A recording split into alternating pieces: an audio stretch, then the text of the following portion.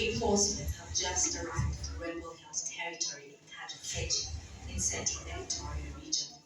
The main armed opposition group led by former Vice President Riek Machar, who's in exile in South Africa, took this area in December.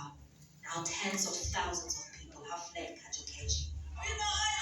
Most of the county has been militarized, split between the rebel group SPLA-IO and government troops. For decades, the minority Christians of Sudan have been tormented.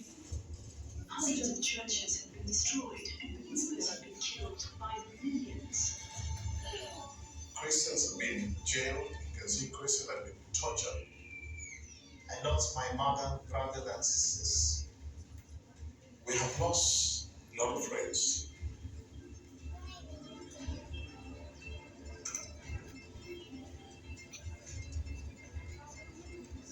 My name is Nori Poti.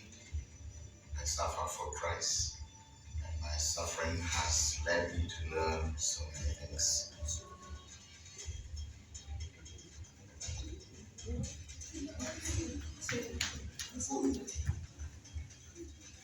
Lord, let's pray to God. My husband is missing.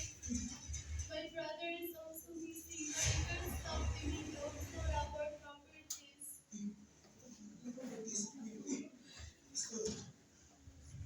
Lord, please help us. Mga igsoon, please, tabakin sa pag-apo ni Ganasun. Grabing kasamong mabati, hindi mo wala Ginoo sa kinabuhi ng mga tao. Pastor, pihani diri alang sa pagtabang og share sa mga pulo.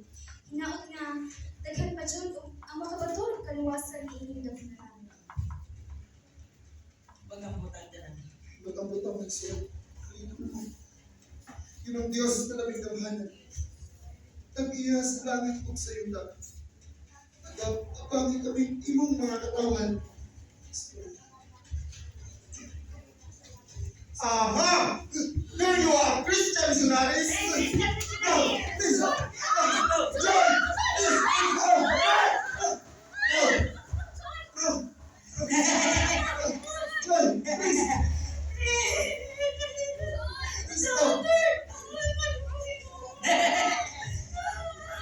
Don't worry.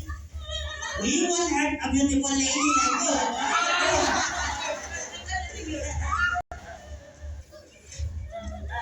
Give us your properties.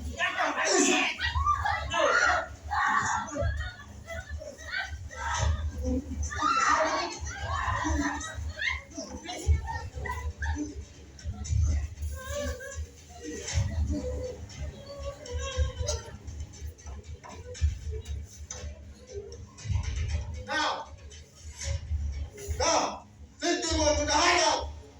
No, please, just leave us. Ginoo, Mami, kailangan sa kapit din makasaysay sa mga pulang.